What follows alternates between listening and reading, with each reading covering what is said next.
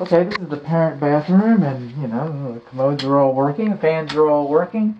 We got a nail pop right here. I don't know if you can see that. Okay. That's the second nail pop I'm aware of.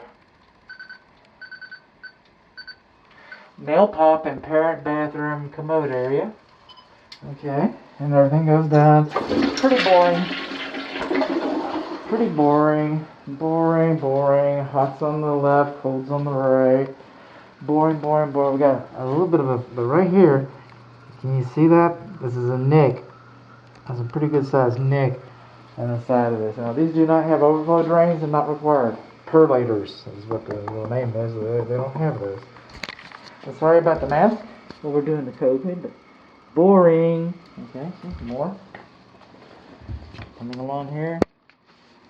Boring. Okay, and we've got our dilution valve underneath here. That's already said that. But let's come over here a little bit and let's kind of explain our way out of the bathroom. This is the plumbing and appliance, interior plumbing and appliance video. We got our niche up here, and the face, they put a little trim piece in front of this. I don't know why it was done exactly the way it was, but it's all flaking off, and when it flakes off like that, that edge, feel that edge? It won't let the water drain off of it, so you get all this soap scum. See, you're supposed to have a pitch, and you do have a little bit of a pitch there, I can see. But it's not draining like it should because you have a ridge here, and the corner of this ridge is coming loose. These holes around the perimeter, they're supposed to be there. Those are weak holes. So they're doing their job. But what's not doing its job is the door gasket. Door gasket's not doing its job very good. You can peek in there and see the drain. Yoo-hoo! If you can see the drain, you know the water's going to come through there. Bathtub, like I said, pretty boring, but look at the wall here. Right underneath the parent bathroom window, right there. See that? See that big old hairy diagonal crack? Okay, that's what we got. Big old hairy diagonal crack. Fans are working. Moving on along. And I know this is supposed to be the interior plumbing and the appliances, but we're going to do some other things. I mean, the fireplace over here works. We do not have a hearth extension, but you got a ceramic floor. Glass front. Let there be. Instant romance. Okay. Then we just kind of move around Grandma's playroom. Let me come on in. And not a lot to show off in the laundry here, because we got laundry equipment. So it's pretty much just the same as the last inspection. But come across here, this is the hall. And all these doors are opening and closing. I guess I could turn the lights off as they go. Checking windows when I got some elbow room. Ceramic floor, carpet interior. This is the hall bathroom. And again, it's pretty boring. No perlator, you know. Everything goes down, everything flushes. Hot's on the left, cold's on the left. Boring. Okay. That's good. Boring is good. That's what we want. So what have we found so far? We've got a nick in the parent bathroom lavatory. We've got a crack on the parent bathroom bathtub wall. We've got some kind of an edge on the niche ledge in the shower. We've got a gasket, a warped gasket underneath that in the parent bathroom. That's what we have. And then again, boring in that bathroom. Boring in the laundry. Now we're back here in the bathroom, back here in the kitchen. Oven comes on. Boiler comes on, gas comes on. My client has some concern about the distance between the microwave and the cooktop. And I went back and I looked at my field notes, and the manufacturer, GE, says that this cooktop is the distance between the cooktop and the Microwave vent fan is acceptable. That's what they said. They said that. Alright. Now we had some curiosity about how this thing's operating. So all I'm to do is to warm some water. That's all I got to do. Alright. But let's go a little further. I got my little magic lights because it's not enough that the microwave heats. It's supposed to cycle on and off as it heats. It's supposed to go through some changes so that for it to operate properly. And my clients were kind of concerned that it had at one time it exhibited some unique or disturbing behavior. So let's put some time on this guy and let's hit start.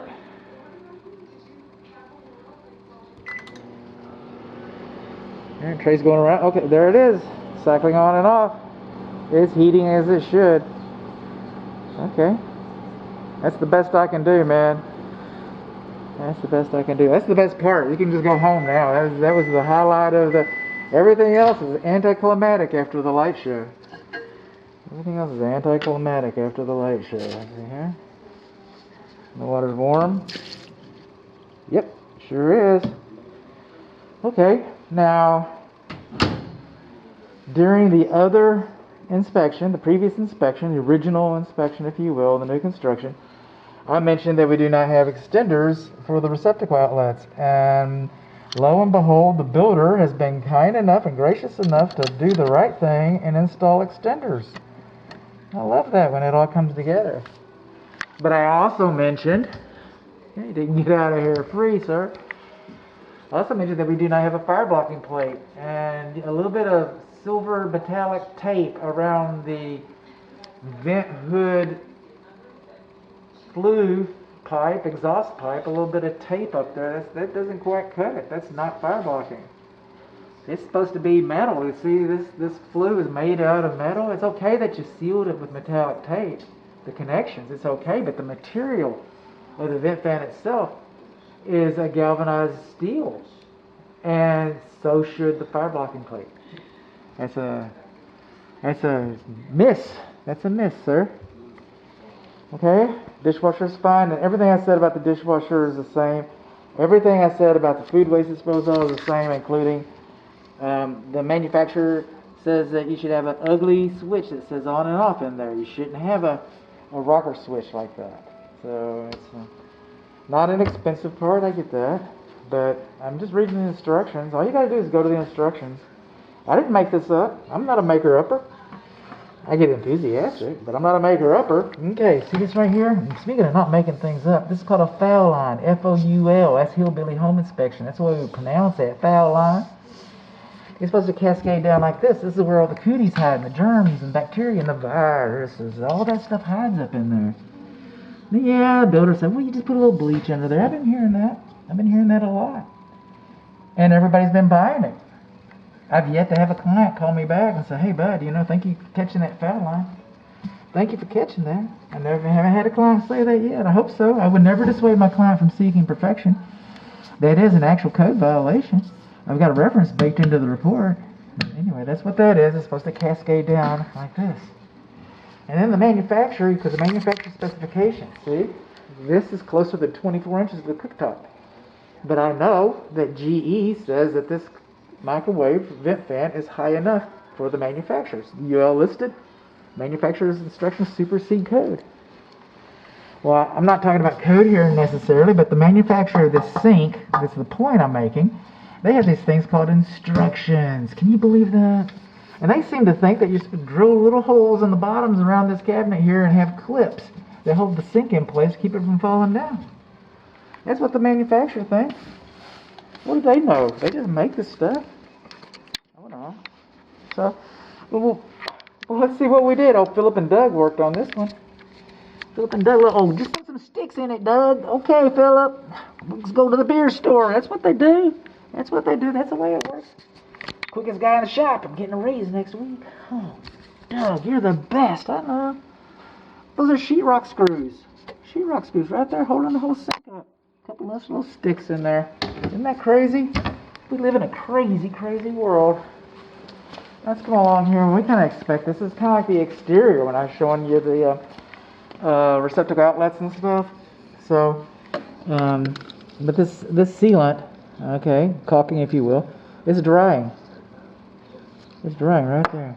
It's drying. Did I mention that chip in the parent bedroom lavatory? I'm sure I did. It'll be on the report. We got some more chips too. We're not through yet. We're chip lookers. You see what? It's drying and separating. Did we expect that? Yeah. House is 1 year old. Look at there, over here in the cabinet. Check that out right there. See how that's kind of separating a little bit? Using all that good green wood. All that good green wood. And then it dries. Can you imagine that? Green wood drying like that? It dries and makes those little cracks. And we got some. Got a nice collection of them. Okay. So that's the interior appliances. That's the interior plumbing. But we're going to go just a little farther. I don't usually, when my clients are here and the house is occupied like this, I don't usually do an interior video, but I'm just catching some spares here. And one of the spares is this French door right here going into the office study. The bottom rail on the French door is separating and delaminating. You can see it right there. So the way it doesn't take much. I'm not here to tear it up, and it won't take much to tear it up. But we got some delamination on the bottom rail right there. There we go. And then we'll just spin around this way. And we're still in we're in the office study. And we got a big old jagged chip in the floor right there. It just didn't hold up very good. Just did not hold up very good. And then, like the other popping nail that I found, where did I find that popping nail? Up there, straight up. Right up there, we got a little nail pop. Okay, that green wood again. It just keeps drying and that nail sticks right out. So that's kind of like a pimple on the forehead.